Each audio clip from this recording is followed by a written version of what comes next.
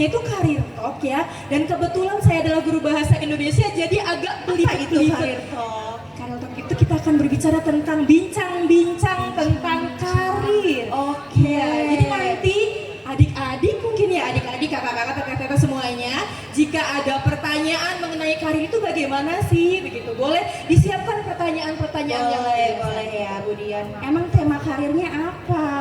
Ada yang tahu nggak tema karirnya apa? Tema Karir Talk-nya apa sih? Ada yang tahu?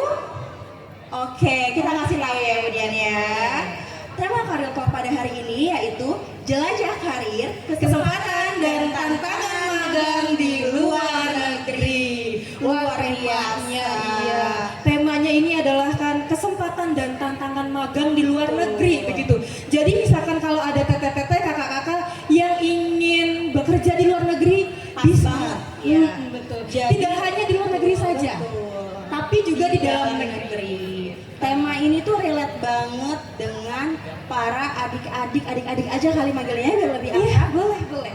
Untuk adik-adik yang pengen melanjutkan atau mengembangkan karir, apalagi di dunia internasional.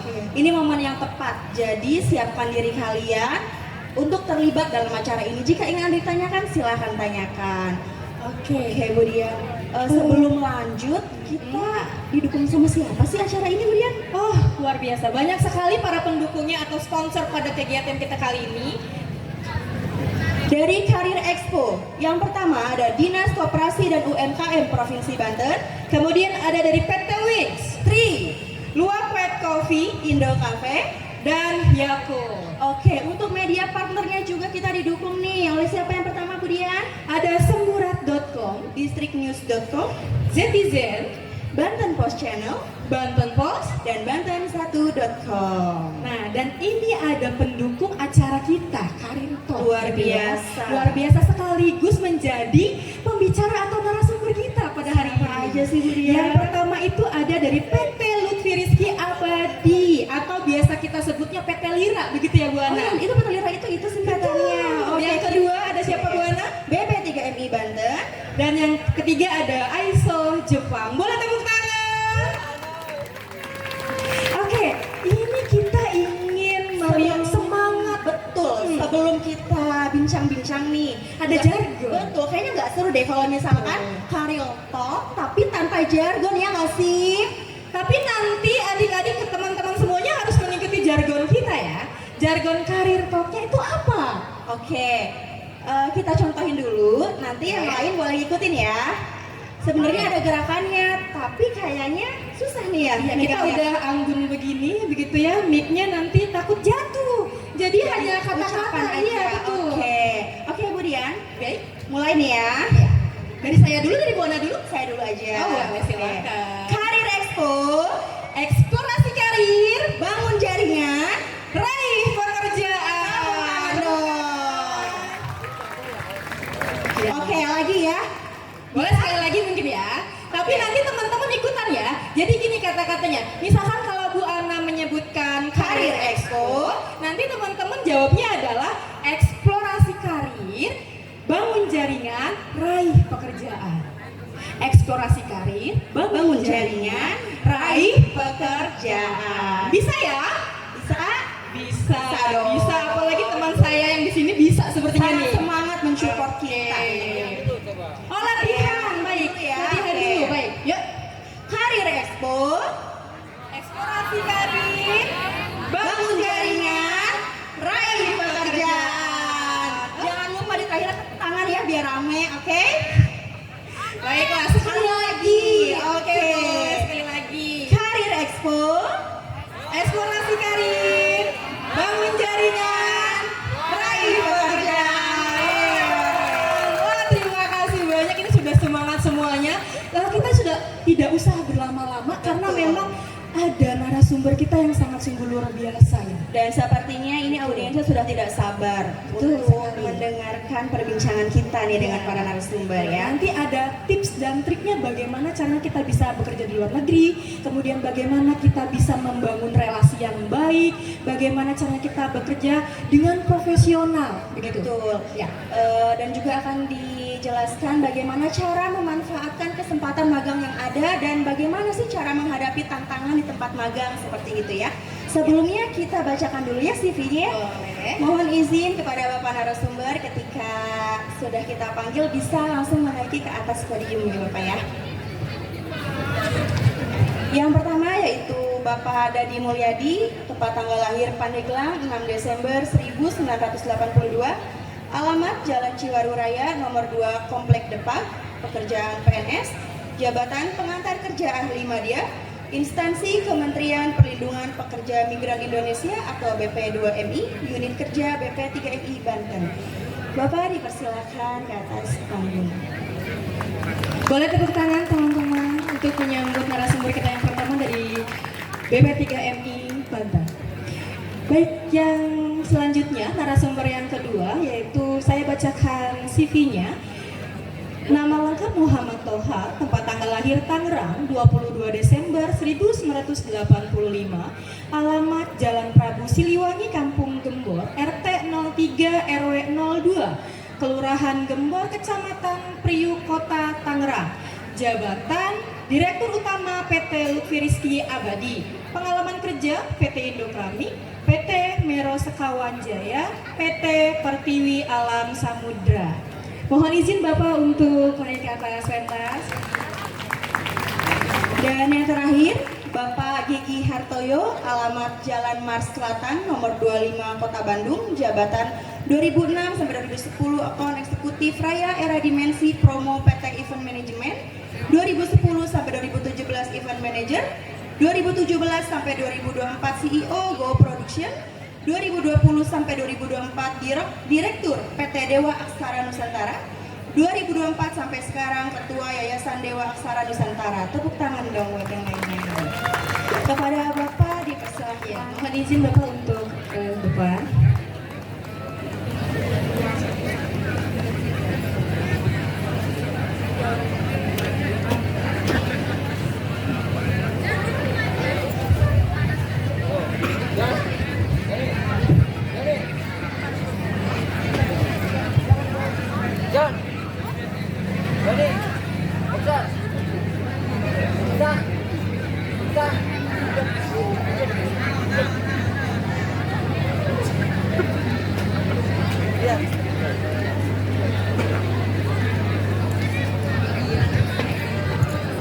Oke, nah di depan kita sudah ada 3 narasumber yang sungguh luar biasa hebat. Kami ucapkan terima kasih terlebih dahulu Bapak di kesibukan yang luar biasa padat gitu Bapak semua bisa menyempatkan hadir dalam acara Karir Talk pada hari ini. Betul Mbak Dia.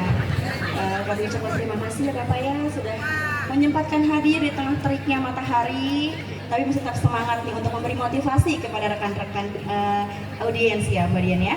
Iya, betul. Oke Bapak, sebelum kita berbincang-bincang jauh nih Pak ya, gimana kalau kita kenal dulu nih sama Bapaknya dan sama perusahaannya Pak. Jadi Bapak-Bapak ini perusahaan instansinya bergerak di bidang apa sih gitu Bapak ya. Dimulai dari Bapak Dadi dulu ya. Boleh? Iya boleh Bapak.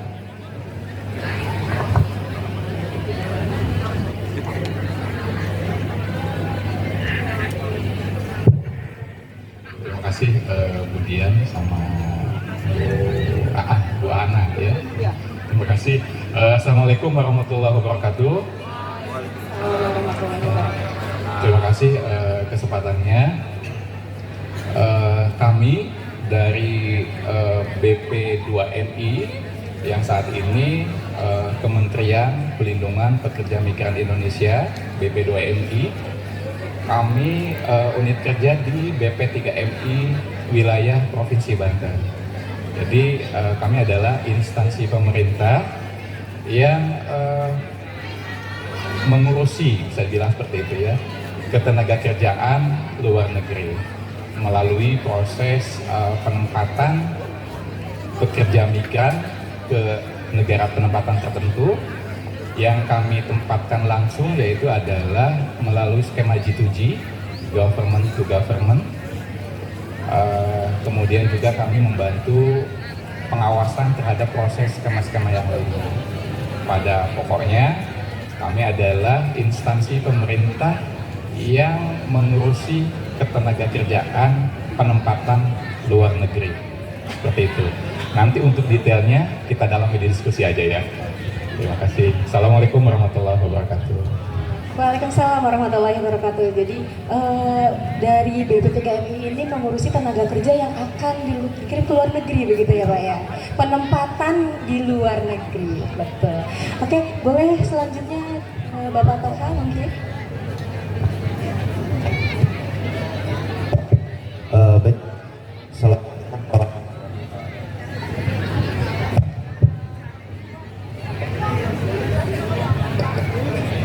Assalamualaikum warahmatullahi taala wabarakatuh. Salam sejahtera untuk kita semua. Ini panggilnya adik-adik atau apa nih yang di belakang ini? Emak-emak. Anak-anak, adik-adik. Adik-adik. Adik. Kalau saya bilang SMK, jawabnya apa? SMK bisa, SMK have. SMK. SMK. Semangat ya. Baik, perkenalkan nama saya Muhammad Toha dari PT Lutfi Rizky Abadi atau PT Lira. PT Lira ini apa sih? Tadi sudah sebagian banyak yang melihat ke belakang, ada ibu-ibu rambutnya warna pirang, kemudian ada tim kami 2 orang di sana. Oh, itu adalah PT Lira, PT Lutfi Rizky Abadi. Nah, PT Lutfi Rizky Abadi ini agar balance, tadi kita berbicara bahwa kita fokuskan menyemangati kawan-kawan adik-adik agar bisa berangkat bekerja ke luar negeri Pak ya, punya mental kesini. Kita akan coba semangati adik-adik. Nah, biar balance, kita juga akan di dalam negeri ini seperti apa sih, jadi nanti ada di luar negeri, ada di dalam negeri. Kebetulan kami PT Lutfi Rizky Abadi ini fokus terhadap sumber daya manusia, atau yang pertama adalah LPK, Lembaga Pelatihan Kerja Internship, yang memang kami bekerja sama hampir kurang lebih 45 perusahaan di Banten, kemudian di Jawa Barat, dan juga di luar Jawa yaitu Sumatera. Kita baru 3 pulau itu. Di Banten itu ada di daerah Tangerang Raya, kemudian di Jawa Barat ada di Cikarang, dan Sumatera kita ada di Padang dan ada di Medan. Itu yang pertama, kami bergerak di Lembaga Pelatihan Kerja untuk internship, yang memang kita fokuskan untuk mendidik sumber daya manusia yang ada di Banten. Kita fokuskan karena kita tahu memang Banten ini kita ingin berkontribusi, jumlah pengangguran tertinggi ya, tadi sudah dibahas ketika pembukaan, artinya kita ingin berkontribusi ke sana. Yang kedua, kami bergerak di BUJP. Jadi kalau ada rekan-rekan di sini, kalau setelah lulus dari sekolah ingin melanjutkan karir menjadi seorang Polri, TNI tapi gagal, bisa masuki kita dulu ya. Jadi di badan usaha jasa pengamanan. Yang kedua, yang ketiga adalah manpower supply. Jadi kami membantu dengan banyaknya perusahaan yang ada di kota dan kabupaten Tangerang khususnya sebagai kota industri, maka di situ kami berkontribusi bagaimana bisa warga Banten ini bekerja, dan kami membentuk PT namanya PT Lutfi Rizky Abadi atau PT Lira. Jadi itu sedikit, nanti kita coba bincang-bincang apa sih itu proses internship atau pemagangan, apa itu Alidai, dan apa itu BUJP, Berinisiatif Pengamanan, yang khususnya kami di dalam negeri. Terima kasih. Ya, luar biasa ya. Jadi PT Lira itu selain sebagai lembaga pelatihan kerja juga sebagai, mungkin bahasanya outsourcing ya, Bu Rian. Ya, bisa begitu ya Pak disebut, bisa. Oke, jadi outsourcing. Jadi misalkan kalau teman-teman adik-adik TTT yang tadi sudah disampaikan oleh Bapak Toha, kalau tidak keterima di TNI atau Polri gitu ya, bisa juga nanti masuk ke PT Lira untuk disalurkan gitu ya. Ada pelatihannya juga begitu ya Pak ya? Oke, ya, jadi security bisa begitu ya. Oke, satu lagi ya Bu Ana ya? Betul. Ya, Pak Giga. Oh, Bapak Gegi, mohon maaf ya Bapak. Emang namanya sangat unik gitu Pak. Iya, Bapak mohon maaf. Ya, silahkan Bapak. Cek, baik. Bismillahirrahmanirrahim. Assalamualaikum warahmatullahi wabarakatuh. Terima kasih ibu-ibu moderator yang luar biasa sekali. Semangatnya di tengah terik panas ini bukan melempem ya, tapi malah semakin membara. Semakin menyala ya Pak ya Pak. Semakin menyala. Mudah-mudahan juga ini semangat buat teman-teman semua yang hadir di sini di tengah panas teriknya hari ini. Tapi enggak nih, udah mulai meredup ya. Berarti ini semesta merestui Bu. Insya Allah mudah-mudahan. Merestui pertemuan kita ya Pak ya. Iya betul. Jadi adem kita ininya.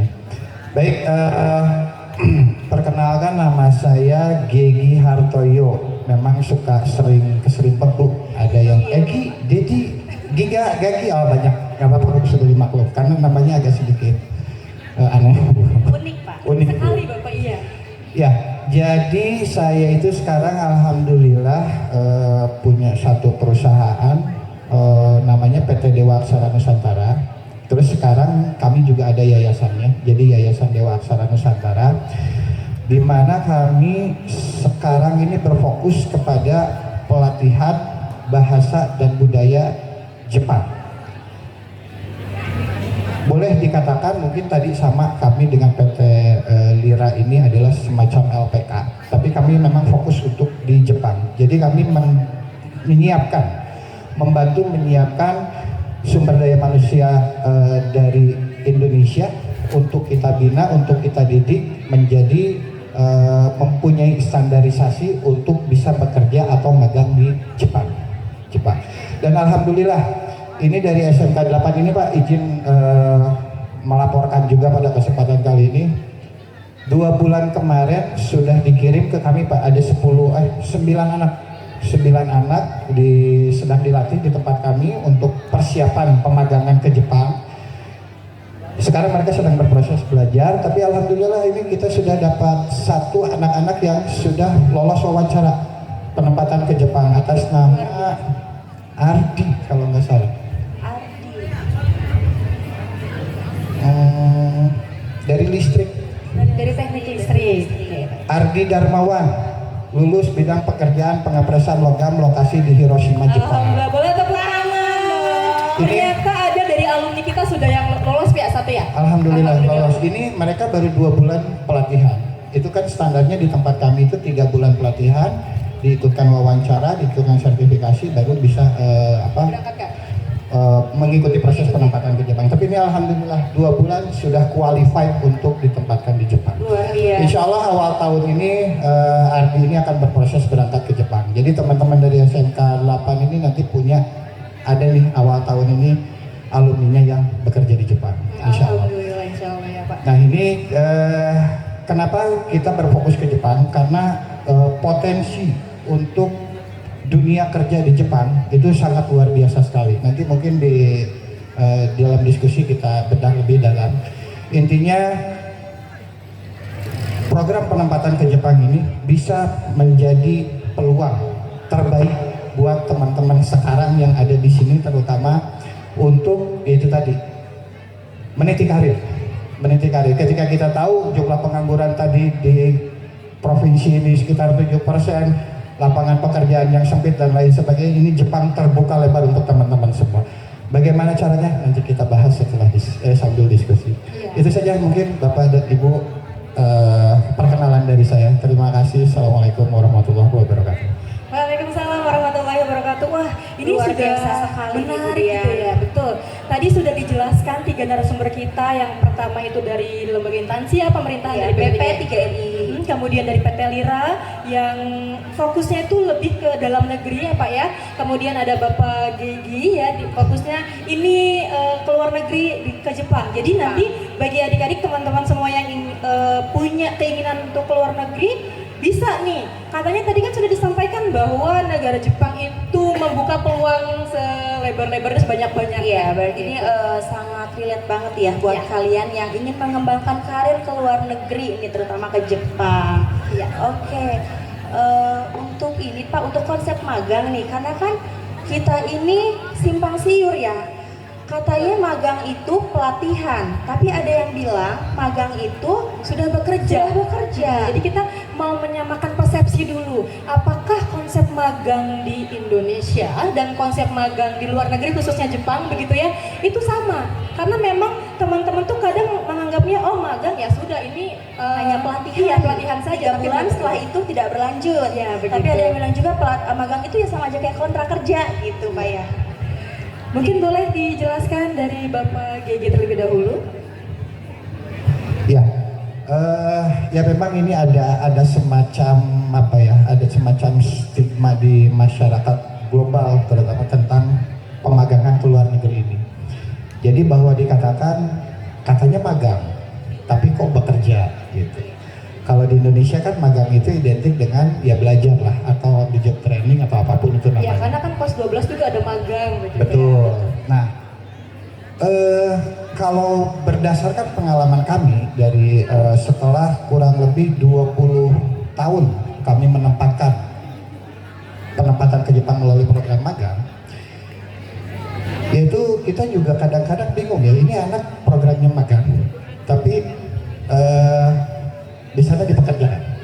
Nah, hal inilah 2019 kemarin, makanya itu atas desakan dari dunia melalui International Labour Organization mendesak Jepang untuk menghentikan program penempatan melalui magang dengan alasan itu tadi, katanya magang tapi anaknya bekerja. Nah oleh karena itu 2019 kemarin dibukalah Jepang membuka kesempatan seluas-luasnya untuk penempatan pekerja migran dari luar negeri. Jadi ketika nanti anak-anak ditempatkan ke Jepang, itu bukan melalui program magang lagi, tetapi sudah bisa kerja. Bekerja ya Pak Sudah ya? bekerja, mulai tahun 2019 kemarin. Dan itu alhamdulillah disambut oleh Kementerian Ketenagakerjaan kita, adanya MOC waktu itu dengan Ibu Menteri, Ibu Ida. Kita merespon dengan baik. Nah, jadi itu tadi, kalau konsep magang untuk ke Jepang sendiri itu memang boleh dibilang ya bekerja lah sebetulnya. Jadi konsep magangnya itu sudah langsung bekerja begitu Sudah ya? langsung bekerja di perusahaan, tapi mungkin namanya juga ketika ini bukan gaji ya, lebih ke apa ya, uang saku mungkin ya di sana Uang disebut. saku. Tapi lumayan besar, besar. Nah cuma perbedaannya dengan ketika dia penempatan melalui program visa kerja sebagai karyawan di sana, itu hak-haknya sama dengan pekerja lokal di Jepang. Oh jadi langsung disamakan mereka itu benar-benar pekerja gitu ya? Dengan Jadi, pekerja lokal di Jepang. Iya. Kalau misalkan nih, kalau perbedaannya, kalau sekarang magang, mereka kontrak selama 3 tahun itu wajib selesai di perusahaan yang sama.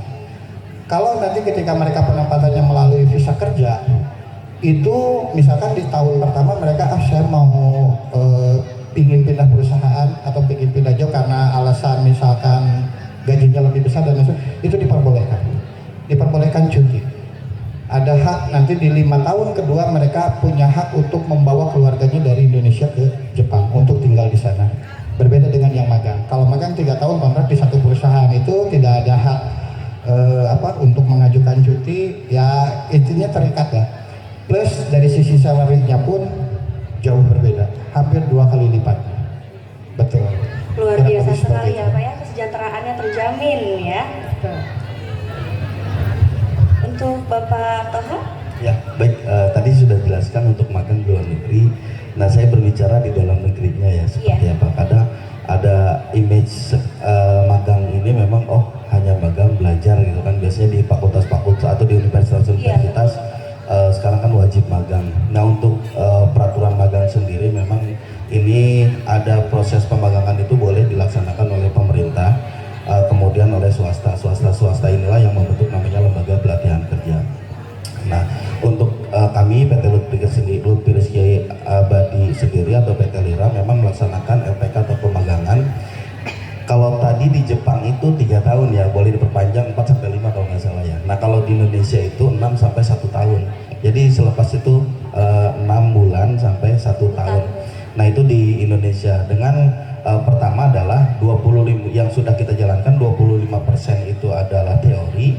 Nah, 75%-nya ini adalah praktek langsung di lapangan. Fungsinya untuk apa? Itu tadi kehadiran kami juga di sini untuk menyemangati rekan-rekan kawan-kawan yang baru lulus sekolah tapi bingung nih, belum pernah masuk ke dunia industri. Karena banyak sekali adik-adik yang baru lulus ketika kalau SMK sih saya yakin siap kerja. Masuk SMK kalian sudah punya pilihan, saya siap bekerja. Tapi tidak menuntut kemungkinan BMW itu tadi kan. Tahu kan BMW adik-adik? Ada yang tahu BMW? Tahu. Apa BMW? Jangan-jangan mobil lagi? Ya. Jadi pasca lulus itu ada yang B-nya, ada yang melanjutkan untuk bekerja, kemudian M-nya ada yang melanjutkan itu kuliah dan lain-lain. Terus W-nya ada yang wirausaha. Pilihannya ada 3, bekerja, yang kedua itu melanjutkan atau wirausaha. Kita singkat biasanya BMW. Nah, pasca lulus sekolah ini, kadang adik-adik kita ini bingung mau kemana sih, masuk dunia industri juga belum pernah merasakan. Maka diadakanlah program magang tersebut agar mereka belajar. Nah, kebetulan memang di PT Lutfi Setiabadi sendiri, PT Lira, kita banyak bekerja sama dengan perusahaan-perusahaan packaging, perusahaan-perusahaan otomotif. Nah, setelah mereka melaksanakan magang di salah satu perusahaan 1 tahun, baru kita tes kembali, kita rekrut, baru kontraknya nanti PKWT di perusahaan yang berbeda. Nah, memang kalau untuk magang sendiri kita tidak ada istilah gaji ya, Bu, atau adik-adik, tapi ada istilah uang saku. Nah, selama uang saku ini diberikan selama 1 tahun, setelah itu kita akan kasih sertifikat, dan kurikulumnya itu pun kita berbasis kompetensi dengan standar. Kalau di Indonesia kita pakai SKKNI, kan standar itu ada SKKNI, standar nasional ya, standar nasional, ada standar khusus dan ada standar internasional. Kalau Jepang mungkin standar kompetensi internasional ya. Kalau sertifikasinya beda ya. Jadi itu. Nah, kita pakai standarisasinya yaitu SKKNI berbasis kompetensi. Itu yang kita ajarkan kepada peserta-peserta magang yang ada di PT Lutfi Setiabadi. Jadi itu.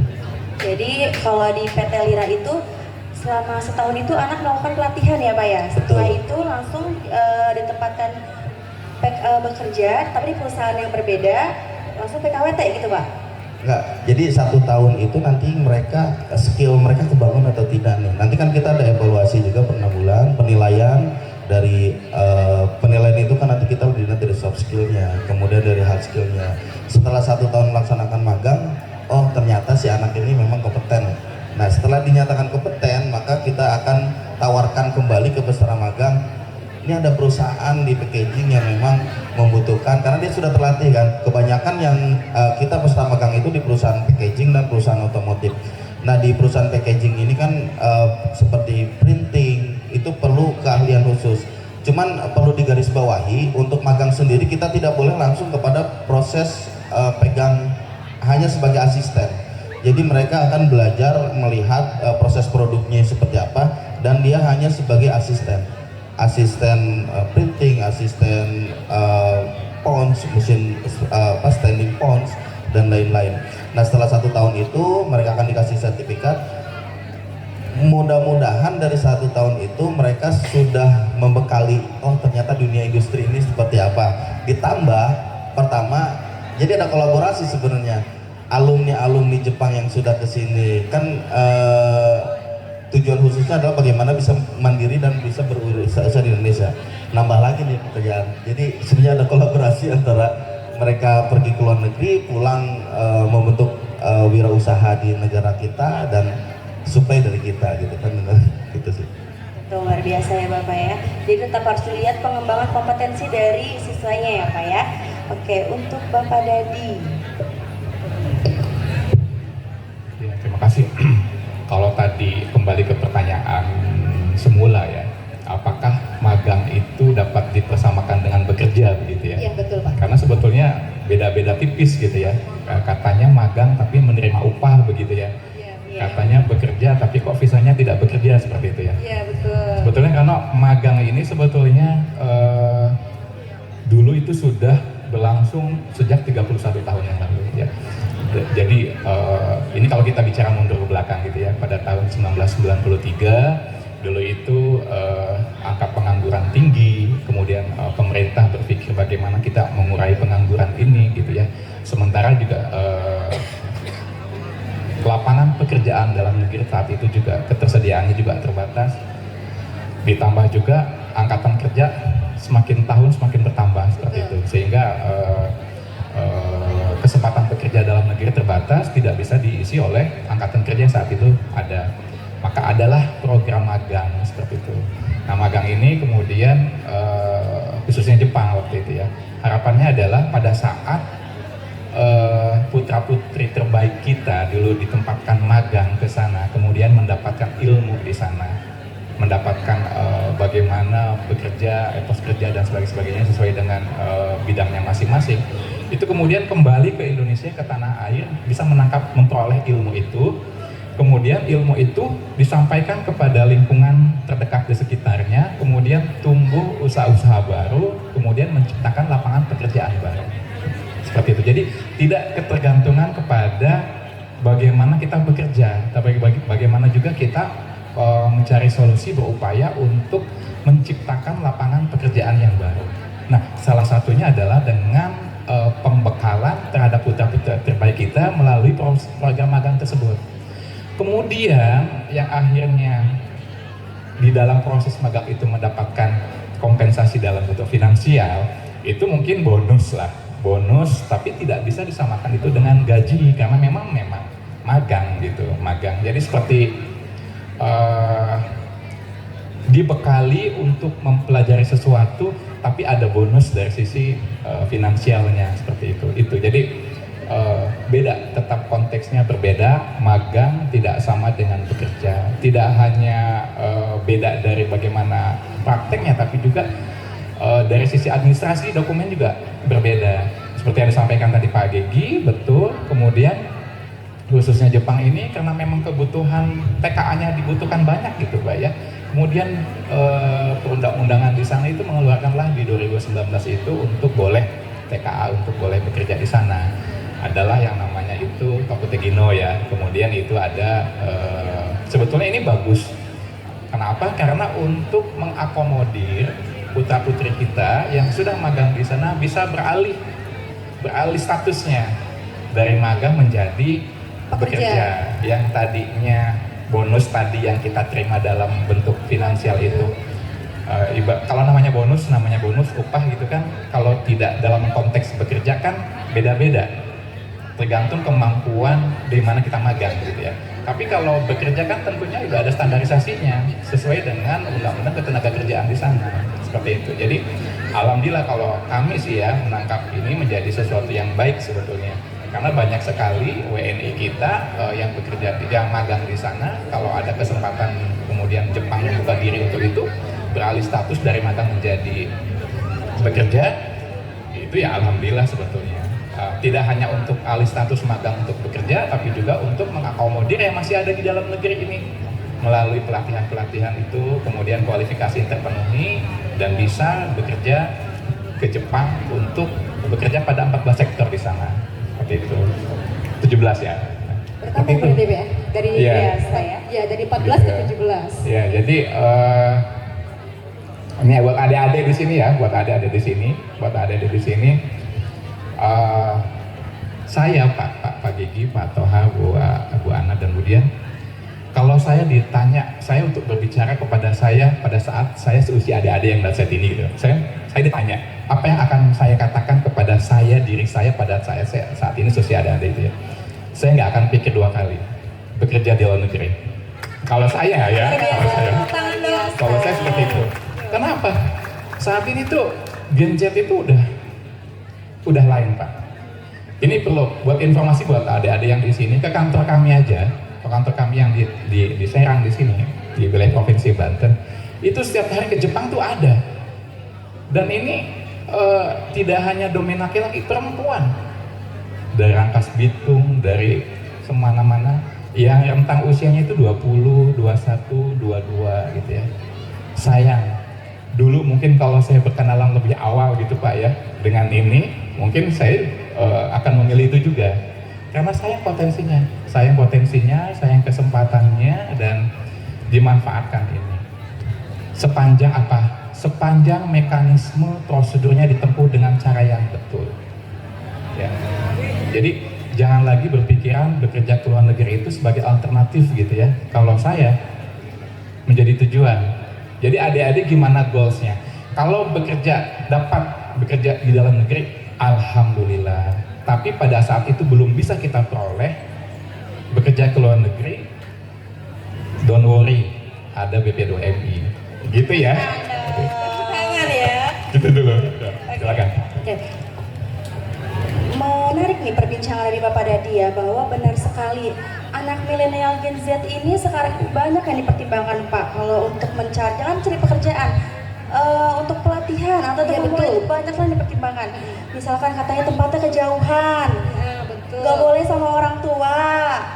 Jadi mentalnya itu masih pinginnya nggak jauh-jauh dari rumah begitu Iya, Pak. betul. Jadi kita tuh ingin adik-adik semua ini mindsetnya terbuka lebar. Iya, Jadi betul. misalkan kalau ada kesempatan, oh jangan jauh-jauh deh Pak ke luar negeri, ke Jakarta aja masih banyak pertimbangan yang luar biasa begitu. Jadi di sini juga kita ingin ayo dong misalkan ada kesempatan di dalam negeri maupun di luar negeri ke Jepang itu semuanya berbondong-bondong daftar begitu ya. Jangan membuang kesempatan yang ada begitu. Jadi kita ingin ada apa ya, bapak-bapak itu memberikan tips atau triknya ke mereka, Motivasi, ya. begitu untuk memanfaatkan kesempatan itu Pak. Terutama nih ya bapak-bapak, anak-anak itu mendengar kata luar negeri itu langsung mikirin nanti gimana komunikasi di sana ya. Nanti kan saya kan nggak bisa bahasa Jepang, saya kan nggak bisa bahasa Inggris. Terus nanti kalau di sana gimana?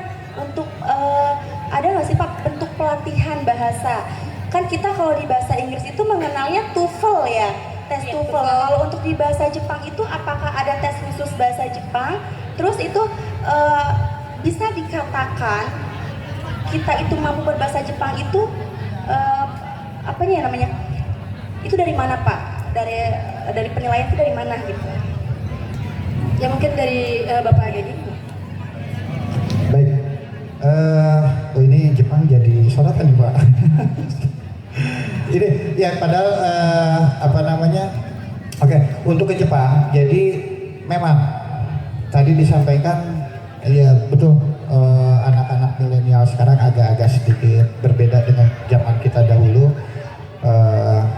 Bukan ya entahlah apa yang terjadi, degradasi mentalnya, jadi semangat semangat juangnya agak berkurang memang. Tapi yang perlu diingat oleh teman-teman sekalian bahwa dunia itu tidak seluas provinsi Banten. Luar negeri ada Jakarta, ada Bandung, ada Medan, ada apa, ada Jepang, ada Turki, ada apa. Jelajahi. Itu kan yang dituliskan di dalam Al-Quran juga ya, bahwa kita tuh harus menjelajahi sebisa mungkin kita harus pergi kemana-kemana. Jadi sudah tidak zaman dengan istilahnya makan gak makan yang penting kumpul. Itu sudah tidak zaman, sudah tidak relate. Kalau dulu iya mungkin makan gak makan yang penting kumpul, tapi sekarang kebutuhannya bukan cuma makan, kuota. Iya kan? Kalau mungkin dulu makan gak makan yang penting kumpul, orang tuanya punya kebun di belakang. Oh nggak ada makanan di rumah, tinggal ngambil dari kebun di belakang. Tapi kan kalau sekarang nggak, kuota. Apalagi gaya, fashion, iya. Udah nggak relate. Makan gak makan yang penting kumpul, nggak relate. Yang kedua, kesempatan untuk bekerja di luar negeri sekarang itu terbuka lebar. Banyak agregator atau banyak lembaga-lembaga yang siap untuk membantu proses penempatan ke luar negeri. Nah memang harus pilih-pilih ya, harus pilih-pilih mana sih lembaga yang memang kredibel, mana tidak sedikit juga. Nah ini mungkin nanti dari BP2MI punya data ya Pak ya, mana saja lembaga yang kredibel, mana saja. Nah nanti teman-teman bisa melihat datanya di BP2MI. Nah kemudian untuk ke Jepang ini tadi bagaimana sih caranya agar kita bisa bekerja di Jepang? Nah ini berbeda dengan penempatan ke negara tetangga lainnya di Asia, misalkan ke Timur Tengah, kemudian ke Taiwan, ke Korea, bisa. Memang itu juga bahasa diperlukan, tapi rata-rata sih hanya sebatas bahasa apa ya, bisa dikit bolehlah berangkat gitu. Tapi kalau untuk ke Jepang tidak bisa memang. Ke Jepang syarat mutlak pertama anak ini minimal bisa bahasa dasar, untuk conversation ya, untuk percakapan atau untuk kaiwa lah kalau dalam bahasa Jepang. Standarisasinya kalau bahasa Inggris itu ada TOEFL, kalau di Jepang itu ada sertifikasi namanya GLPT atau yang sekarang dipakai sih GLPT sama JF-Test. Jadi ini dua lembaga dari Jepang yang bisa mengeluarkan sertifikasi bahasa. kalau si anak ini ikut misalkan di lembaga pelatihan kami kurang lebih selama, kalau kami kan pelatihan selama 3 bulan, anak dikasih pelajaran bahasa Jepang. Target kita di 3 bulan itu dia bisa ikutan ujian sertifikasi untuk meraih sertifikasi minimal N4 atau setara A2 di JFTS. Jadi kalau di JFTS itu namanya A2 sertifikatnya, kalau di JLPT itu N4. Jadi itu ada turunnya N4, N3, N2, N1 gitu. Kalau di bahasa Jepang, semakin tinggi semakin kecil N-nya, semakin tinggi skillnya yang dia dapat. Itu kalau untuk masalah sertifikat. Nah, itu tadi kalau ketika adik-adik atau teman-teman semua mau ke Jepang, mau bisa bekerja di Jepang, walaupun tidak punya pengalaman sama sekali, tidak pernah ini sama sekali, tidak apa-apa. Ikut di lembaga pelatihan yang kredibel. Nanti di tempat kami, seperti tempat kami di ISO Jepang ini, anak-anak kita latih bahasa, kita latih budaya, kita berikan mereka pembekalan tentang budaya di Jepang. Kemudian kita latih mentalnya juga. Jadi memang latihan di tempat kami bukan biar dia bisa bahasa Jepang, tapi biar dia bisa bekerja di Jepang. Jadi tidak hanya saja bahasa, tapi juga mentalnya, budayanya. Jadi kita ajarkan kalau di Jepang itu kamu harus begini, kamu harus begini, ada aisatsu, ada kamu kalau ketemu orang harus ojigi dan lain sebagainya. Itu dibudayakan. Jadi ketika teman-teman masuk ke ISO Jepang itu sudah menjadi little Japannya di Indonesia lah gitu. Di situ sehingga yang kami harapkan 3 bulan pendidikan di tempat kami, anak-anak sudah siap secara bahasa, sudah siap secara mental. Lalu kami ikutkan mereka wawancara dengan perusahaan Jepang. Ini langsung dengan orang Jepangnya, dengan pihak perusahaan. Lulus wawancara, tunggulah proses penempatan. Itu, nah untuk saat ini memang di tempat kami karena magang ini belum ditutup. Kalau tidak salah sampai 2027 itu baru akan betul-betul di close. Jadi sekarang kami masih memfasilitasi anak yang mau berangkat melalui program magang atau sudah ke tadi Tokutegino atau Specified Skill Worker. Itu nanti kalau misalkan teman-teman berangkat melalui Tokutegino penempatan kerja, nanti hubungannya dengan Pak Dadi ini di BP3MI. Kalau magang dengan Kemnaker gitu. Begitu mungkin kurang lebih. Ya, baik. Jadi ada pelatihan semuanya ya Pak ya, termasuk budaya, bahasa, kemudian mentalnya juga, fisik juga begitu. Jadinya saya juga mendengar ya tadi alumni dari SMK 8 gitu ya, ketika kontekan, ya Bu di sini luar biasa mentalnya, luar biasa nih. Ya udah kata saya, ya itu adalah prosesnya untuk menuju kesuksesan kamu, berarti seperti itu harus dijalani. Nah itu misalkan begini Pak. Tadi kan sudah disampaikan oleh Bapak ya, kalau misalkan anak ini sudah lulus atau dia itu sudah lulus mempunyai sertifikat bisa diberangkatkan. Nah, bagaimana jika dia itu dalam 3 bulan itu tidak lulus begitu? Apakah mengulang kembali pendidikannya, pelatihannya, atau sudah stop dicukupkan begitu, atau gagal berangkat, Atau bisa daftar lagi di tahun depannya betul, gitu. gitu. Nah, jadi regulasinya di kami begini. Kita siapkan dari awal sebelum masuk pelatihan itu sudah kita filtrasi. Kita filtrasinya bukan anak-anak siapa yang bisa belajar bahasa Jepang, tapi kita filtrasinya siapa yang bisa ditempatkan di Jepang. Mulai dari fisik, mulai dari kesehatan, mulai dari IQ. Jadi kita lihat minimal tinggi 150 untuk perempuan, 155 untuk laki-laki. Itu baru bisa ikut pelatihan di tempat kami. Tidak buta warna, tidak ada cacat fisik dan lain sebagainya. Nah, ketika dia sudah masuk ke tempat pelatihan kami, itu kita gembleng bahasa, kita gembleng budaya, kita gembleng mental, fisik. 3 bulan itu dasar. 3 bulan itu dasar. Kemudian setelah di situ mereka bisa mengikuti sertifikasi tadi. Nah, sertifikasi itu diwajibkan ketika si anak ini mau berangkat melalui program visa kerja. Tapi kalau untuk magang masih non sertifik. Belum diperlukan sertifikasi. Kita ujinya adalah ketika dia, anak ini saya rasa sudah siap nih untuk wawancara misalkan. Saya ikutkan wawancara, gagal di wawancara yang pertama, tidak jadi masalah. Next month-nya, bulan depannya ada lagi kesempatan untuk ikut wawancara, kita ikutkan lagi. Gagal lagi, Yang ketiga, ikut lagi, gagal lagi. Yang keempat, kita akan fasilitasi dia sampai bisa lulus wawancara. Walaupun sampai harus, kita pernah rekor ada yang 12 kali Mbak. 12 kali wawancara, di wawancara ke-12 dia baru bisa lolos. Termasuk sertifikasi. Sertifikasi misalkan dia kekeh pengen dapat sertifikasi bahasa, karena kan yang menyelenggarakan ujiannya itu kan dari lembaga luar Mbak. Jadi dia daftar. Nanti anak ini daftar. Ketika dia misalkan ujian sertifikasi pertama gagal, ya nanti ikutan lagi. Nah, terus apa di tempat kaminya dia berhenti? Lebih baik jangan, tapi lebih ke pendalaman nanti di sana. Jadi tunggu. Kalau misalkan nih sekarang teman-teman di ISO Jepang sudah 3 bulan, kemudian belum dapat tempat wawancara atau apa, tunggu. Nanti kita sampai dia kita kasih kesempatan, bahkan sampai dia bisa lulus wawancara di tempat kami. Begitu.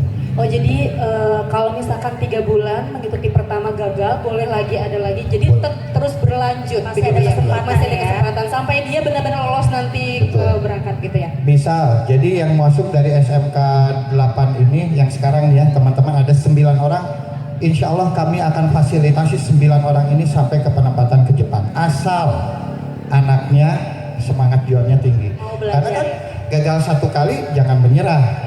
Ikut yang kedua, ikut yang ketiga sampai yang ke-12. Oh iya, jangan sampai ke-12 ya Pak. Nggak sampai, Mungkin jangan 1 sampai sampai. 3 saja. Siap. Gitu ya. Lolos ya. Iya. Oke Bapak, terima kasih.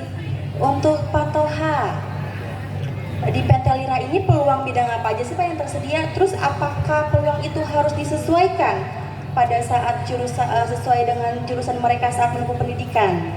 Atau ada standar persyaratan khusus gitu Pak? Baik.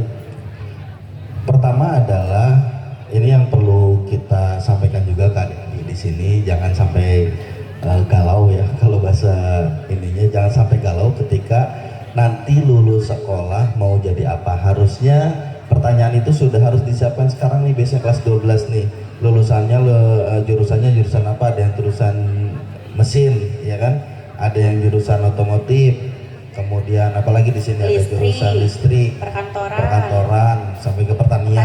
Ya. Kita juga sudah mencicipi tadi ada makanan roti katanya dari jurusan APHP.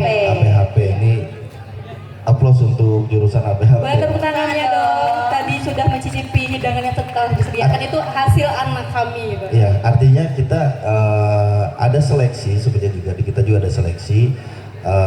Untuk beberapa perusahaan memang termasuk tadi kita ada proses pemagangan juga, pelatihan disesuaikan dengan jurusan masing-masing. Kenapa? Karena satu, ini untuk mendukung karir mereka juga. Ketika misalkan di perusahaan otomotif yang kita cari biasanya lulusan SMK otomotif, kemudian SMK mesin masih masuk lah, ada beberapa mesin yang memang digunakan. Nah, untuk menunjang karir tersebut maka kita biasanya seleksi di lulusan. Contoh tadi kita di sana sudah pakai scan barcode yang alumni SMK Negeri 8, lulusan otomotif, lulusan mesin itu nanti kita screening.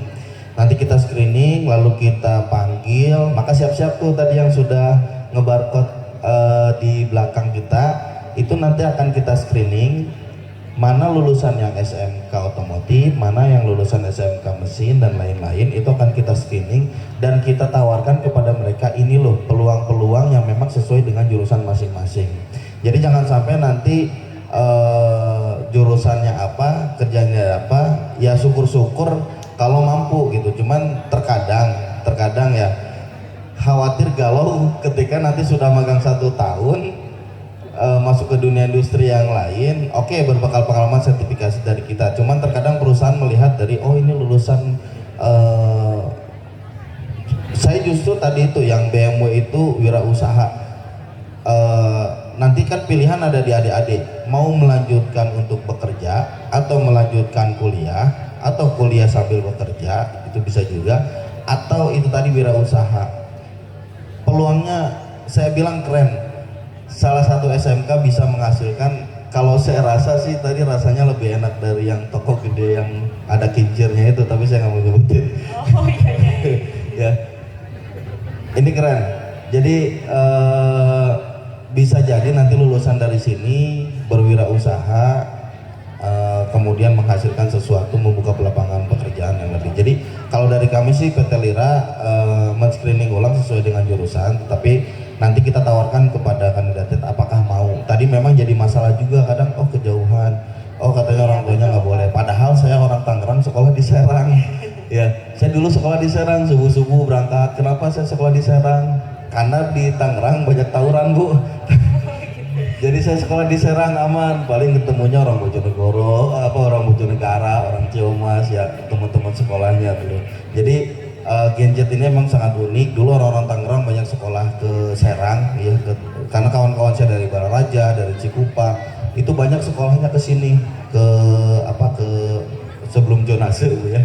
Jadi ayo semangat nih, ada pakar-pakar dari Jepang, ya kan. Kalau saya baca informasi sih ke Jepang itu hanya ada 2 jalur.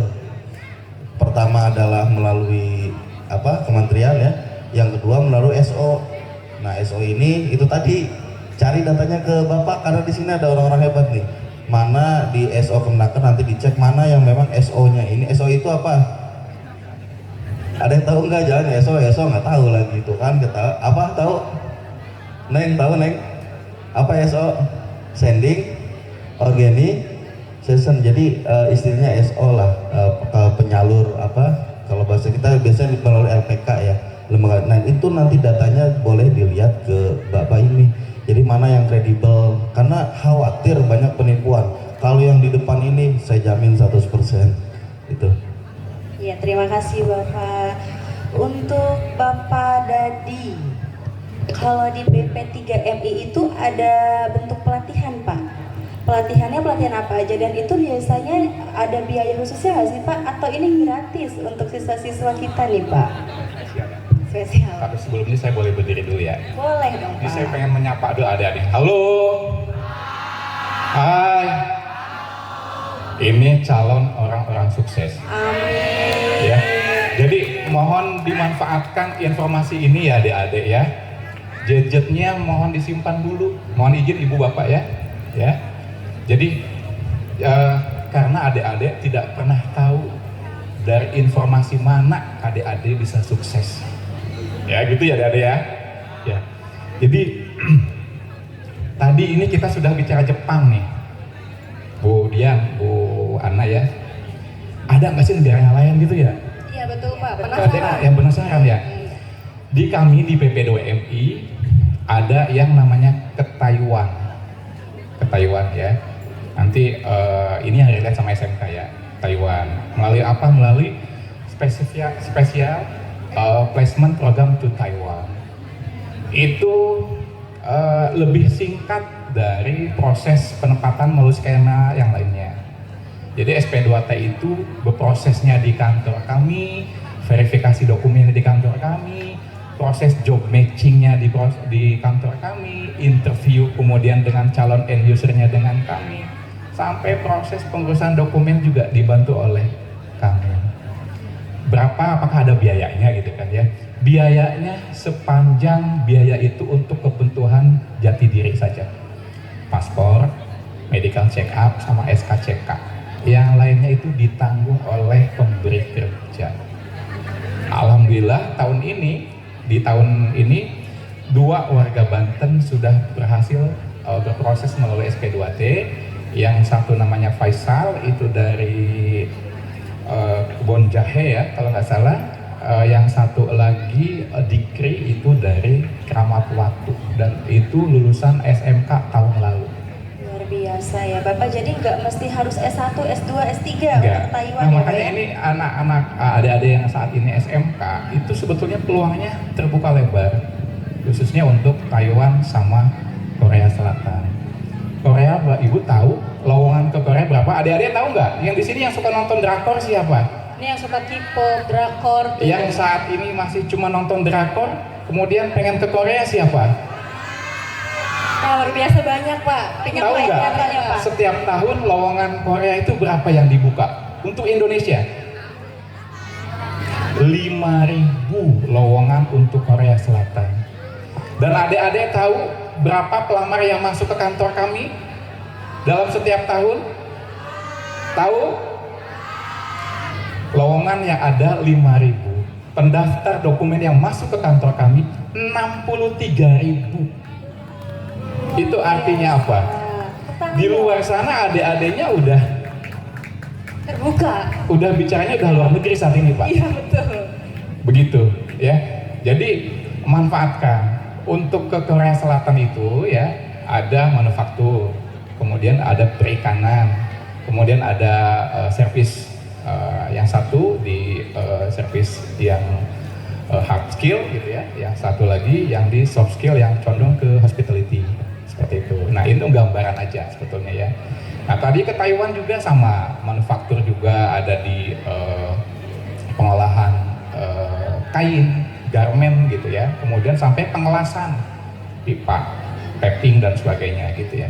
Nah, adik-adik harus tahu di sini yang perlu adik-adik ketahui di sini adalah skema. Saya jelasin skema dulu ya sebentar ya. Jadi jangan sampai nanti informasi tentang penempatan luar negerinya diperoleh tapi takut caranya salah. Takut nanti teriming-iming oleh oknum, oh katanya kemarin boleh ke Jepang, boleh Korea Selatan, kemudian ada yang ngajak gitu ya, kemudian bawa modal brosur ke sini boleh gitu kan, nggak taunya brosur itu nyetaknya di mana nggak tahu, kemudian juga kredibilitas lembaga juga nggak tahu apakah terregister atau tidak gitu ya. Jadi ada skema ada ya, skemanya adalah melalui pemerintah. Melalui siapa? Melalui pemerintah, itu yang pertama, melalui pemerintah, penempatan pemerintah. Oleh siapa? Oleh kami BP2MI. Kemana? Ke Jerman, ke Jepang, Korea Selatan, ke Taiwan, G2P, ya, itu kemudian melalui pendataan SSW, apa ya, ke Jepang melalui kami juga. Nah, khusus Jerman itu adalah untuk penempatan perawat. Jadi adik-adik di sini yang punya kakak, punya AA, punya teteh, yang lulus perawat, informasinya disampaikan, boleh ke Jerman untuk jabatan perawat. Untuk ke Jepang, G2G-nya, untuk yang kami tempatkan, itu perawat juga, Kaigo sama Kaigo Fukushiki, yaitu perawat di rumah sakit sama di panti jompo lansia ya. Nah untuk G2G Korea itu manufaktur, kemudian perikanan, kemudian servis ya, hard skill dan soft skill yang lainnya. Untuk Jepang ini biaya tadi ya, sempat disinggung biaya. Kalau lewat kami G2G, biaya itu hanya dikeluarkan untuk kepentingan memenuhi kepentingan dokumen jati diri ya, SKCK dan lain seperti itu. Selebihnya siapa yang biayain Pak? Pengguna, pemberi kerja di sana. Ke Jepang, apakah dilatih? Dilatih dulu Bu. Sebelum kami menempatkan perawat ke Jepang, itu ada pelatihan bahasa di dalam negeri 6 bulan. Setelah dilatih 6 bulan, layak lulus job matching dan sebagainya, aptitude test dan sebagainya, diberangkatkan untuk ke Jepang. Apakah langsung bekerja? Enggak, ada pelatihan juga 6 bulan di sana. Pelatihan 6 bulan di Indonesia untuk pemantapan bahasa Jepang, ya. Dalam kurun waktu 6 bulan pelatihan di Indonesia, peningkatan kemampuan berbahasa Jepang, sudah dikasih uang saku sehari $10. Luar biasa. Seperti itu. Jadi 100.000 sekian lah ya, 100.000 udah pelatihan di Indonesia 6 bulan, pemantapan bahasa dikasih uang saku. Pak, setelah 6 bulan saya nggak job matching Pak, nggak lolos job matchingnya. Nggak lolos, apakah uang saku jadi balikan? Enggak. Itu tetap menjadi hak adalah si calon kandidat. Kemudian ditempatkanlah di Jepang, kemudian langsung bekerja nanti dari asisten, kemudian ada ujian nasional dan sebagainya, naik level menjadi perawat. Seperti itu. Itu sederhananya seperti itu ya. Dan kemudian yang lainnya adalah skema melalui P3MI. Jadi yang menempatkannya adalah perusahaan. Apakah ada perusahaan salah satunya di sini? Kalau adik-adik lihat di sebelah kiri itu ada PT Sudinar Arta, yaitu adalah perusahaan yang punya izin untuk menempatkan ke luar negeri. Salah satunya ada di sini. Ada berapa? Ada sekitar 328 perusahaan-perusahaan yang punya izin untuk menempatkan penempatan ke luar negeri. Seperti itu, ya. Negara-negara yang lainnya, jadi di BP2MI itu ada kawasan Amerika Pasifik, kemudian Asia Afrika, dan Eropa dan Timur Tengah. Berapa proses layanan yang ada di kami setiap hari? Di kantor kami setiap hari ada yang mengikuti pembekalan OPB, itu sehari 120 orang untuk berangkat Kemana? Ke Taiwan, ke Hong Kong, ke Singapura, ke Malaysia, dan negara-negara lainnya. Bayangkan, dalam setiap hari itu 1.120 yang kita kasih pembekalan yang siap berangkat. Luar biasa. Apakah ada orang Bantennya? Ada. Tahun lalu angka penempatan kita adalah 17.900. Yang orang Bantennya berapa? Sekitar 5.000. Banyak ya Pak Banyak ya. sekali. 5.000. Jadi adik-adik perlu ketahui gitu. Ternyata sudah banyak sekali yang ke luar negeri gitu. Jadi kalau adik-adik punya kesempatan, punya keinginan dan punya cita-cita yang lebih, nggak apa-apa ke luar negeri. Kalau bagi saya adik-adik, hidup itu tidak harus berakhir di bangku kuliah. Bangku kuliah bisa diperoleh setelah kita bekerja, karena di luar negeri pun bisa sambil berkuliah. Memang bisa Pak, bisa, ada UT di sana. Jadi banyak pekerja-pekerja migran yang selesai kontrak di sana membawa gelar sesuai dengan disiplin ilmunya masing-masing. Ya, jadi setelah lulus SMK, jangan khawatir, jangan berkecil hati bagi mereka yang belum punya kesempatan untuk melanjutkan ke jenjang pendidikan yang lebih tinggi. Pada saat di dalam negeri belum dapat bekerja, nggak apa-apa, solusinya bekerja di luar negeri. Justru lebih menjanjikan, dan menurut saya dalam rentang kontak kerja tertentu itu bisa pulang ke Indonesia itu menjanjikan, sepanjang berangkat dengan jalur yang betul. Ya, nanti informasi lebih lanjut kita selanjutnya ya Bu. Ya. Jadi ini luar biasa nih adik-adik, kan kita fokusnya tadi luar negerinya tuh Jepang ya. Ternyata tadi disampaikan oleh Bapak Dadi, ternyata bukan Jepang aja kesempatannya, banyak ya. Ada ke Taiwan, ke Korea, ke Hong Kong ya. Banyak sekali nih. Berarti kan alhamdulillah banyak manfaat kita mengikuti acara jenjang karir hari ini begitu ya. Bincang-bincang Pengetahuan baru yang betul. Oh iya, boleh. Sedikit. Pada prinsipnya di seluruh negara belahan dunia ini boleh kita kunjungi sebagai pekerja sepanjang apa? Sepanjang negara tersebut, satu, punya kerjasama di Indonesia. Dua, bahwa di sana itu ada undang-undang yang mengenai perlindungan TKA-nya. Kemudian adalah bahwa ada jaminan sosial di sana. Bahwa kita sebagai ketenaga kerjaan di sana itu diakui dan dilindungi dari aspek yang lainnya. Itu karena yang tiap hari datang ke kantor kami itu tidak hanya Jepang, Korea, Singapura, Malaysia, enggak, semuanya ada, ke Polandia, ke Inggris, ke Belanda, semua sepanjang dokumennya lengkap, sah menurut undang-undang, ya silakan diproses gitu ya, tentunya dengan cara yang betul. Ini lanjut mungkin Pak ya, karena tadi Bapak sudah menjelaskan pelatihannya gratis, kemudian B-nya juga gratis. Tadi juga sudah disinggung dari jauh-jauh tadi bahwa hati-hati kalau misalkan kita mau mencari informasi sendiri. Nah mungkin kita ingin tahu begitu, adakah aplikasi atau website yang bisa diakses begitu Pak untuk adik-adik? Oh ini misalkan kalau mau ke Jepang ini linknya atau aplikasinya. Betul. Kemudian bisa juga dari PT Lira gitu menyediakan aplikasinya begitu. Ada atau tidak ya Pak?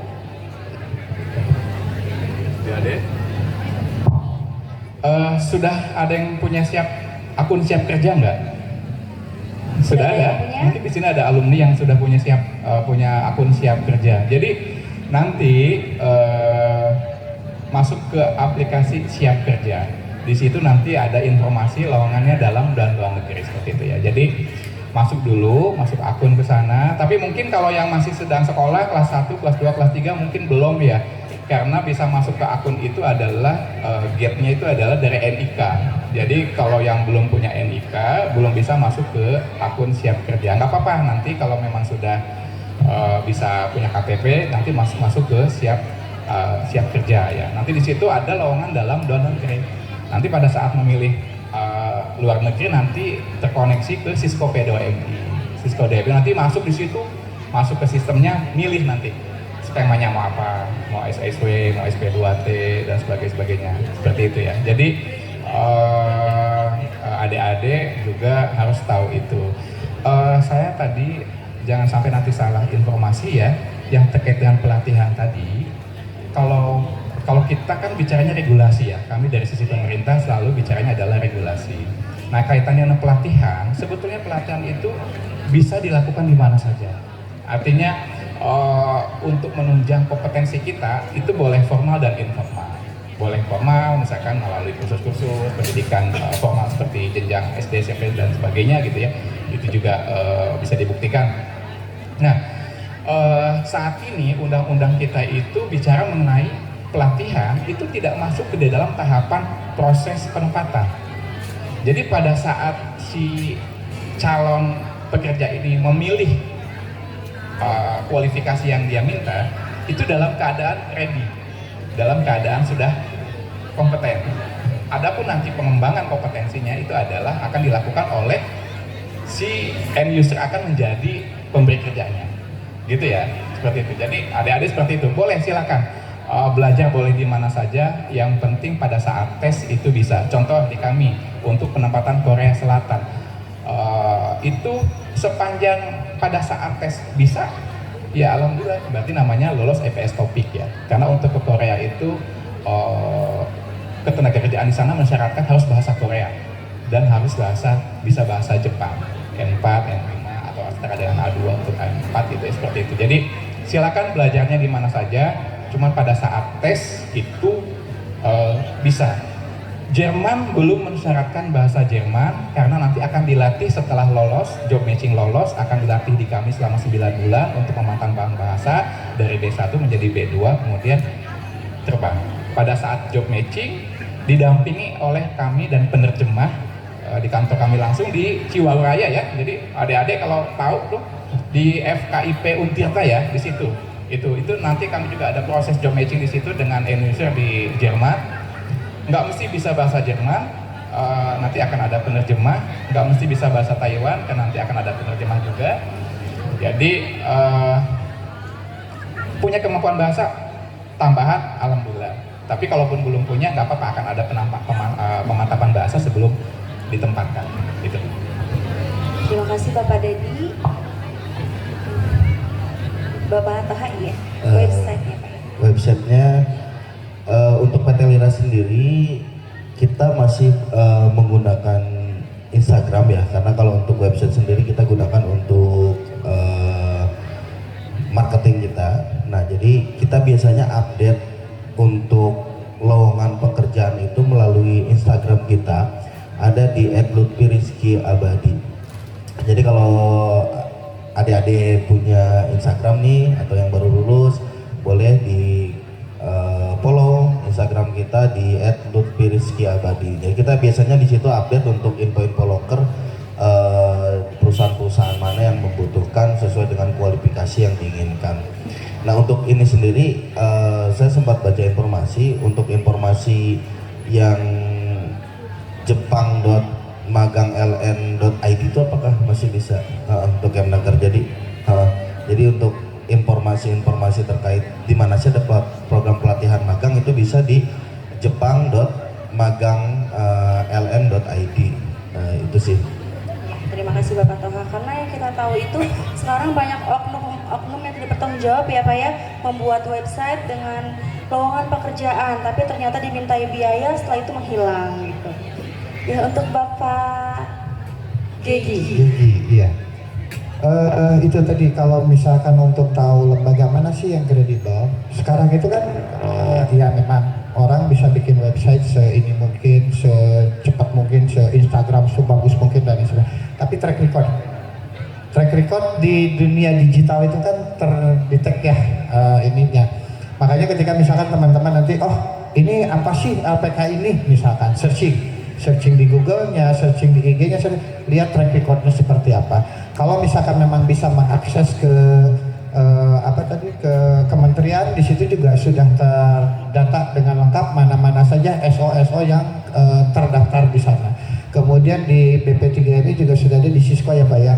Dan kebetulan alhamdulillah Pak kami, nah ini salah satu, bukan menyombongkan diri, tapi ketika teman-teman misalkan bergabung dengan berlatih di ISO Jepang ini, kami ini ISO Jepang ini hanya sebatas lembaga pelatihannya saja untuk pendidikan bahasa, budaya, mental dan lain sebagainya.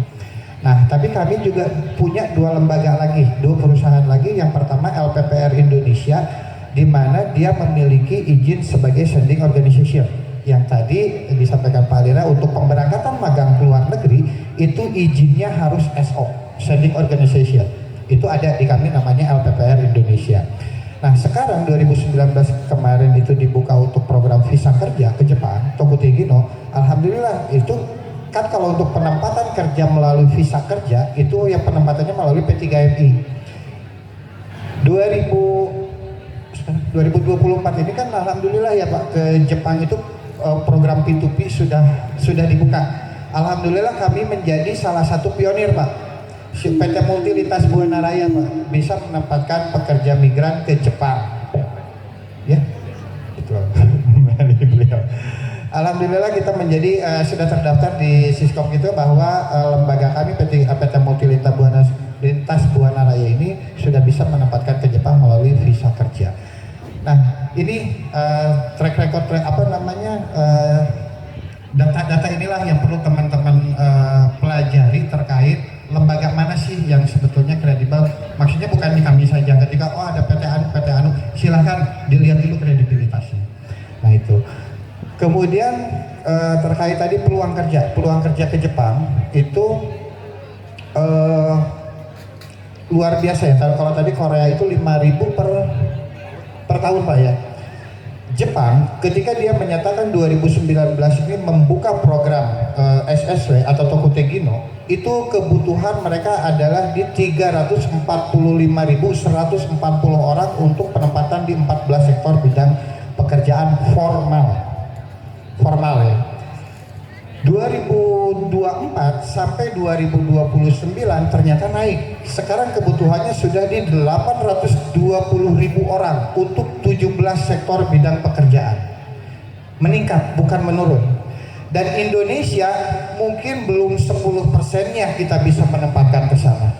Oleh karena itu ini kesempatan yang luar biasa sekali buat adik-adik semua.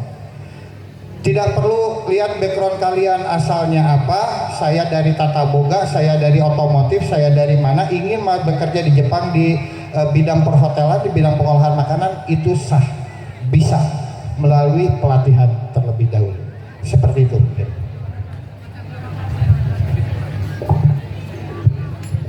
Menawarkan Pak Gegi ya. Jadi adik-adik nanti, kalau misalkan nanti besok lusa atau kesempatan untuk mau belajar di LPK ya. Jadi setiap SO adalah LPK, tapi tidak semua LPK adalah SO. Hati-hati ya, maksudnya jangan sampai nanti ada LPK yang mau menjanjikan kayak seperti dilatih di sini aja, kami bisa menempatkan gitu ya. Nah itu harus hati-hati karena semua LPK, semua SEO adalah LPK, tapi tidak semua LPK itu adalah SEO. Ya gitu ya, itu aja sih Pak. Ya, jadi sudah tahu ya kita harus mengakses kemana saja. Jadi hati-hati. Tadi kan sudah disampaikan kalau misalkan dari PT Lira melalui Instagram ya. Kemudian dari BP3MI menyediakan websitenya itu www.bp2mi.go.id atau memiliki aplikasi siap kerja, begitu ya Pak? Iya, siap kerja seperti itu. Oke, mungkin kita lanjut ke pertanyaan berikutnya ya Bapak ya, karena memang ini waktunya juga terus bergerak gitu ya, bergulir. Misalkan kita nih sudah siap bekerja, nah kira-kira adakah tantangan dan resiko apa, baik itu bekerja di luar negeri maupun di dalam negeri begitu? Mungkin dari Bapak Toha terlebih dahulu, ya, tantangan dan risikonya begitu Pak. Tantangan dan risiko bekerja di dalam dan di luar negeri ya. Kalau untuk luar negeri mungkin tadi akan dibahas sama pakar berdua di sini. Nah untuk tantangannya apa sih bekerja di dalam negeri? Pertama kita harus nanti sambil sharing juga ya, apa sih perbedaan kerja di dalam negeri maupun di luar negeri. Nanti kita akan mengetahui apa sih perbedaannya. Setelah perbedaannya kita akan mengetahui resikonya apa aja sih. Nah pertama adalah tantangan kerja di dalam negeri, persaingan udah pasti. Persaingan semakin ketat, banyak lulusan-lulusan setiap tahunnya berapa jumlah lulusan yang keluar dari setiap sekolah bersaing dengan adik-adik yang ada di sini. Itu pertama. Yang kedua, lapangan pekerjaan apakah sudah memenuhi terhadap jumlah peserta didik yang baru lulus sekolah. Nah, ini menjadi tantangan juga untuk adik-adik untuk di dalam negeri. Persaingan semakin ketat, kualifikasi juga harus semakin mumpuni untuk adik-adik. Maka itu tadi, adanya tantangan itu harus adik-adik hadapi. Keluar sekolah belum punya skill, kemudian lapangan pekerjaan juga kurang. Ketiga, persaingan juga semakin ketat, bersaing dengan teman-teman yang lain. Nah, makanya solusinya apa? Solusinya adalah kita mendirikan namanya lembaga pelatihan kerja itu tadi. Jadi adik-adik yang belum siap kerja, yuk coba magang di kita. Karena nanti kita biasanya ada sistem kelas itu di kantor kita sendiri. Kita ada training center namanya. Kita akan berikan beberapa pelatihan training. Setelah 25% itu training, baru kita tempatkan di perusahaan dengan kontrak itu selama 6 bulan atau 1 tahun. Nah, ini tantangan-tantangan adik-adik ketika nanti di dalam negeri itu. Baru lulus sekolah, berapa ribu lulusan setiap tahunnya yang mencari pekerjaan bersaing dengan adik-adik yang di sini. Kedua, skill, apakah mampu adik-adik bersaing dengan kawan-kawan yang lain. Makanya semangat dari sekarang menentukan, karena kan kalau setelah lulus sekolah nanti bukan hanya di formal aja, bisa dididik dengan tadi non formal itu tadi, dengan pelatihan-pelatihan, kursus, kemudian lain-lain, itu bisa dikembangkan dari situ untuk menyaingi potensi dan mengeluarkan potensi adik-adik yang ada di sini. Karena kuncinya itu yang kita cari adalah sumber daya manusia yang kompeten kan ujung-ujungnya. Iya, betul, Pak. Nah, kompeten itu harus punya apa? 3 kan? Kalau kurang dari 3 berarti nggak kompeten. 3 itu pertama adalah skill atau kemampuan, yang kedua adalah knowledge atau apa? Keilmuan, kepengetahuan, dan yang ketiga adalah attitude. Nah, attitude pun penting. Kita punya skill, punya knowledge, tapi nggak punya attitude, ya nggak bisa kompeten. Kita punya attitude tapi nggak punya pengetahuan dan nggak punya skill, juga nggak bisa kompeten. Maka 3 unsur inilah yang kita cari di lembaga pelatihan kerja. Dan sedikit informasi, untuk mencari LPK yang memang benar-benar itu biasanya sudah terdaftar di kelembagaan Kemnaker ya, dan itu sangat sedikit sekali. Jadi adik-adik bisa cek di kelembagaan.kemnaker.go.id, kemudian nanti klik yang Kabupaten Tangerang, kemudian klik PT Lutfi Rizky Abadi atau LPK Lutfi Rizky Abadi, itu akan muncul. Jumlahnya sedikit karena banyak LPK yang sudah didirikan, banyak juga yang tidak mengurus administrasi, perizinan dan lain-lain. Itu sih tantangannya. Pertama, ajan ya, maaf. Ini resiko sebenarnya bukan hanya di kerja di dalam negeri maupun luar negeri ya.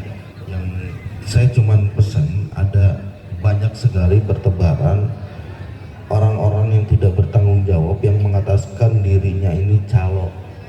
Nih kita coba, saya bilang calo lah ya, karena ini meresahkan.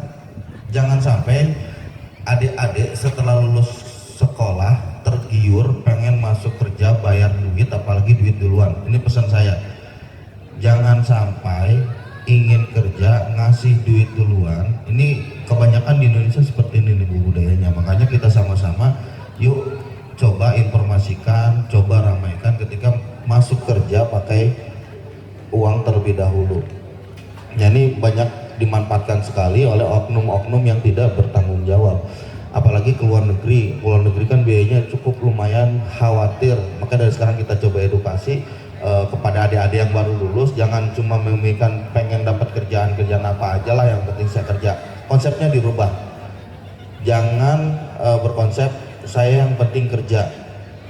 Tapi coba pola pikir adik-adik dari sekarang dirubah. Setelah lulus nanti saya ingin seperti ini.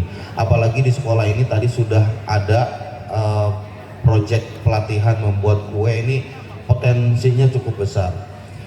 Ya, sekarang apalagi gadget ini biasanya Gen Z ya, biasanya ya medsos ini hampir tiap hari di HP.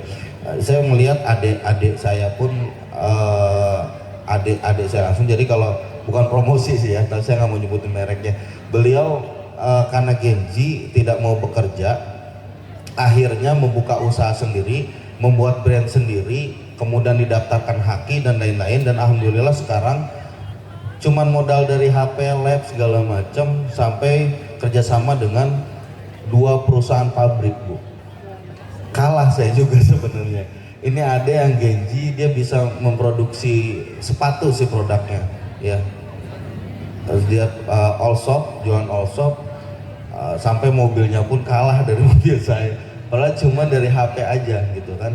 Nah ini kerennya dari situ. Makanya itu tadi pilihan itu tadi 3 itu BMW. Tapi jangan khawatir kalau memang tidak bisa melanjutkan kuliah, bekerja sesuai dengan apa yang ada. Jangan berpikir saya setelah lulus yang penting kerja. Hindari kata-kata itu atau pola pikir itu. Jadi itu. Terima kasih Pak. Ya, kalau menurut saya, iya itu tadi yang disampaikan bapak-bapak ini adalah tantangan-tantangan yang cukup luar biasa sekali, dan itu memang harus adik-adik waspadai ya. Tapi kalau menurut saya, apalagi untuk bekerja di luar negeri, tantangan yang terbesar itu adalah tantangan untuk mengalahkan diri kita sendiri dari rasa malas, dari rasa tidak mau berjuang, dari zona dari rasa tidak mau terlepas dari zona nyaman. Ketika tantangan itu tidak bisa kalian lewati, ya sudah, dia bisa jadi tepat. Karena apa? Untuk proses penempatan ke luar negeri itu satu, tidak mudah, tidak murah, dan tidak murah dan tidak cepat. Semua butuh proses. Nah, proses ini membutuhkan kesabaran, membutuhkan perjuangan, membutuhkan semangat atau mental yang luar biasa sekali. Tapi ketika kalian bisa berhasil melewati ini, hasil yang akan kalian nanti dapat itu luar biasa. Analoginya seperti ini, ketika kita ingin mendapatkan sunset atau sunrise yang terbaik itu adalah adanya di puncak yang paling tinggi di sebuah gunung. Tapi kan perjuangannya, semakin tinggi gunungnya semakin curam, semakin terjal dan lain sebagainya. Analogikan seperti itu. Tapi ketika kalian berhasil melewati sampai ke titik puncak, terbayar pemandangan dan lain sebagainya. Itu juga sama dengan ketika kalian akan menjalankan proses penempatan ke luar negeri. Saya kasih gambaran sedikit. Ketika teman-teman misalkan bisa melalui proses untuk, karena saya tahu Jepang, proses untuk bekerja ke Jepang misal, atau magang ke Jepang. Satu, teman-teman harus mengikuti seleksi awal, harus tes fisik dan lain sebagainya. Kemudian harus mengikuti pelatihan selama kurang lebih minimalnya 3 bulan. Itu sistemnya boarding, diasramakan kayak di pesantren.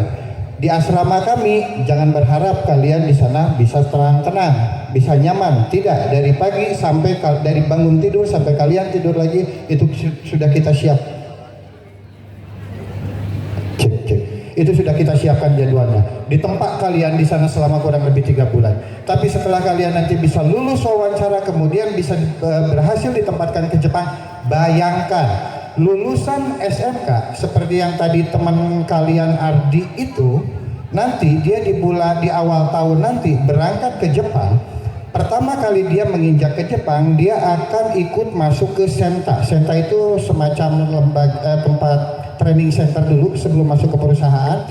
Itu dia sudah dikasih uang saku 6 juta untuk hidup dia selama 1 bulan ke depan. Kemudian ketika dia bulan depannya masuk perusahaan, 30 hari kemudian dia bisa bergaji minimalnya di angka 16 sampai 17 juta per bulan. Itu dipotong asuransi, dipotong apa? Bersih-bersihnya minimnya ada di angka 12 juta. Itu sudah bersih, dipotong apartemen, dipotong asuransi dan lain sebagainya. Belum lagi kalau dapat lemburan.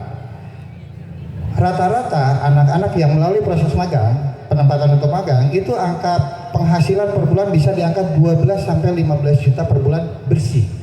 Apalagi kalau melalui penempatan melalui Tokutegino atau visa kerja. Itu gaji minimalnya, take home pay-nya itu bisa sampai 18 sampai 25 juta. Bayangkan, kita di sini SMK belum punya pengalaman bekerja,